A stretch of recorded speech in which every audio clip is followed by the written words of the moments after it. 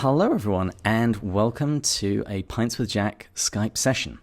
Now, normally I'm usually chatting with Matt, but I figured since we've just been talking about the Voyage of the Dawn Treader and we're about to enter Tolkien month, that we would use the Skype sessions in the next few weeks to talk to a former guest of the show, Joseph Pearce, and discuss all of the books that he's written about Narnia and Tolkien.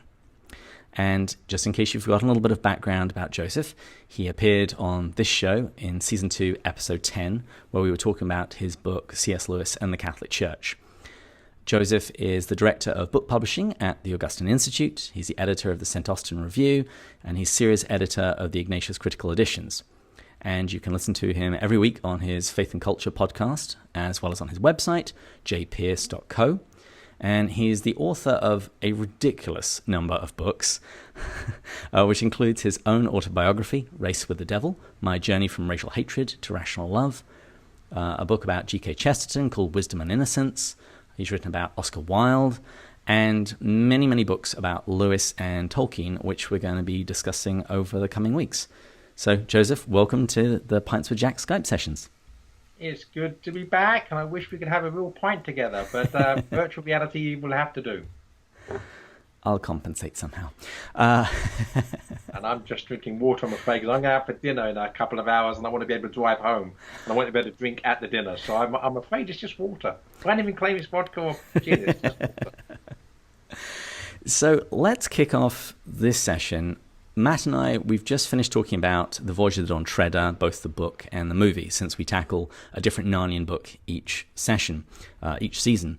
And I read your book Further Up and Further In. And so let's talk about that, because it was a really helpful book for me in preparing to talk about the book, because you drew on so many things that I had no idea about. So, for example, you mentioned that Eustace's parents are most likely members of the Fabian Society. And not only did I not know that, I didn't even know what the Fabian Society was. So could you just explain what this book about Narnia is that you've written, and who it might be really useful for? Well, first of all, because I was not a Christian when I was younger, and my parents never read children's books to me, and I never really read children's books, because by the time I got an appetite for reading, I thought too grown up for children's books. So consequently, I never actually read the Narnia books until after my conversion and as an adult. And of course, I realized that this is typical of C.S. Lewis. Although he's not condescending and not patronizing, he's writing for children. There's nonetheless layer upon layer of deeper meaning that the child is not going to get, but is there nonetheless. And that means, of course, that the books are something we should be reading as adults, because there's so much on a theological, philosophical, historical, political, philosophical level that we just won't get as kids. So we come back to the books as grown-ups. The original title I had for the book actually was Narnia for Grown-Ups, but for some reason the C.S. Lewis estate didn't like that, so we couldn't use that. So that's why it's Further Up and Further In. Oh, my vote's for that. That's great. Whenever I give talks on Lewis, the inevitable question is, I haven't read Lewis before, what would you recommend? And people always want to go for the meaty books. And I always tell them, start with the Chronicles of Narnia. These are books which children can read, but they're not children's books in the way that we commonly think about them. Right. And certainly, I mean, what I always ask when asked the question, where should I start with, Lewis or Tolkien or Chesterton? It's not for putting so much Tolkien, because he basically wrote mostly narrative. But with Lewis and Chesterton, you really have to know what people are interested in. Some people are non-fiction people, right? Sure. And if they're non-fiction people, you may as well, bite the bullet and suggest a non-fiction work. But if they can take fiction, then absolutely the best place to start with Lewis is probably The Lion, the Witch, and the Wardrobe. I mean, it's his best known, his best selling, along with some of the other Narnia books, his most charming. Why not start there? And if you think it's childish, it's because you're childish. What did Lewis say? When I grew up, I put away childish things, including the desire to feel very grown up. Yes, indeed. So can you just talk us through the structure of that book, Further Up, Further In, Understanding Narnia? Yeah, well, if I don't have a copy in front of me, but from memory, basically there's an introductory chapter which sets the scene that Narnia basically is for all ages, and there's lots going on in it that transcend what we would normally consider to be children's literature. And then I have a separate chapter for each of the 7 books, except that the theology in the last battle, after they go through the stable door, is so profound that it required an extra chapter. So the last battle actually gets 2 chapters. All the others get 1 chapter each. And how did you go about doing the research? So, for example, when I read your chapter on the Voyage of the Dawn Treader, you draw attention to the fact that Lewis is hinting that Eustace's parents are members of the Fabian Society. How did you go about discovering that? Well, one good thing about writing all the books that you've mentioned is that I've done a lot of the research already. So, for instance, when my first book was a biography of Chesterton, and there's a chapter in that biography of Chesterton called The Chester Shaw, which is actually about G.K. Chesterton's relationship with George Bernard Shaw. So I already had a lot of background information in my head about George Bernard Shaw and the Fabian Society and his ideas. And, of course, that Lewis is dropping some clues which would have been fairly obvious to the grown-up readers, if not the children, of the Narnia books when he first published them. But sort of 50 years on, those allusions to Bernard Shaw's penchant for a certain type of underwear, for instance, which was the giveaway clue, really, would obviously be forgotten. So I thought as this is quite clearly should we say, a deferential, metaphorical nod in the direction of George Bernard Shaw, it does tell us an awful lot about Eustace's problems. His problems are his parents, and their problem is the materialistic, Marxist, socialist philosophy that they follow. How would you recommend people generally read the Chronicles of Narnia? I mean, I'm not talking about chronological order versus publication order, because all right-thinking people know it's got to be publication order. But how do you think people should approach the Chronicles of Narnia in order to get the most out of them? Well, actually, the first thing I would do is disagree with you. Oh, I think I'm about to cancel this series of interviews. At the beginning of that book, if I recall correctly, I discussed this, did it right out there, and I said that if you're doing a scholarly treatise on the Chronicles of Narnia, and you want to know what Lewis was thinking and what the context of his thoughts, and at the time you want to be connecting his letters at the time and everything else, obviously that study would be done in publication order, in the order in which he basically wrote the works.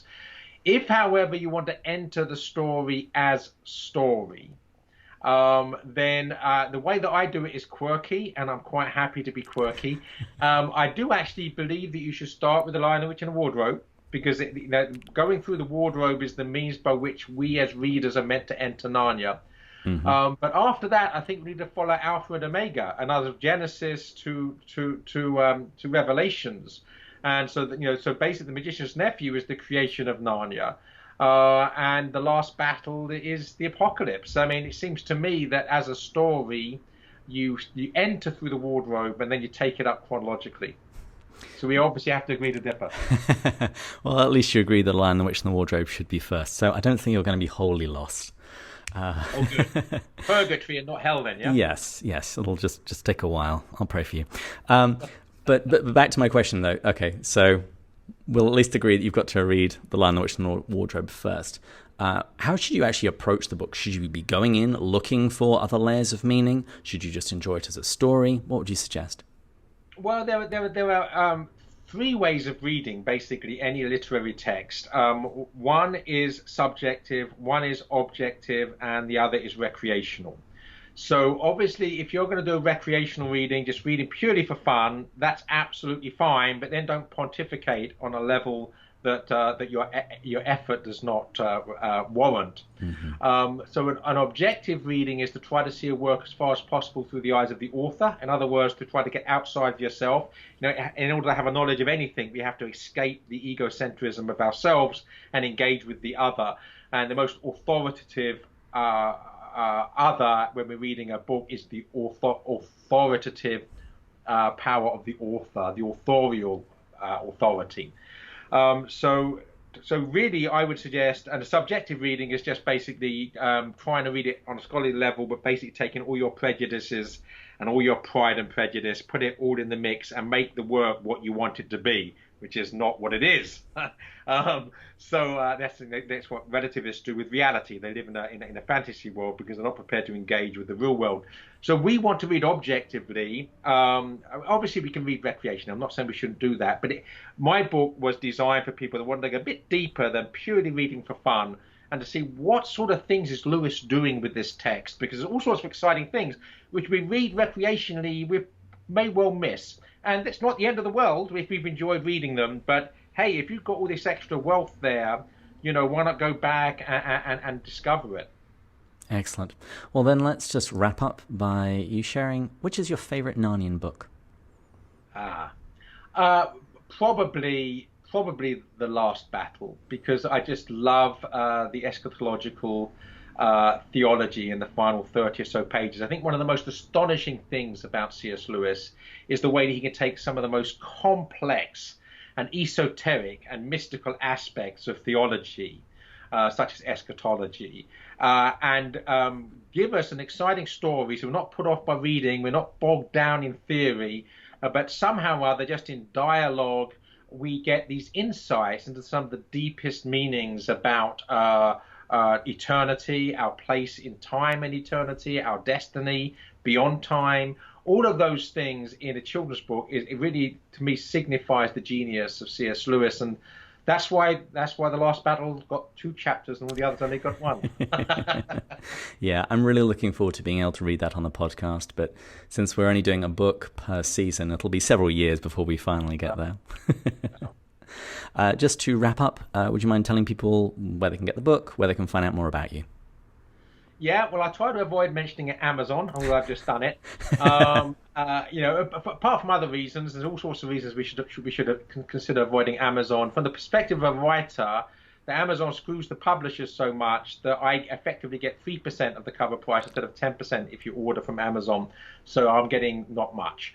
If you actually order directly from the publisher, so always go to Amazon to find out the book details and then go directly to the publisher. So in the case of further up and further in, the publisher is Tan Books.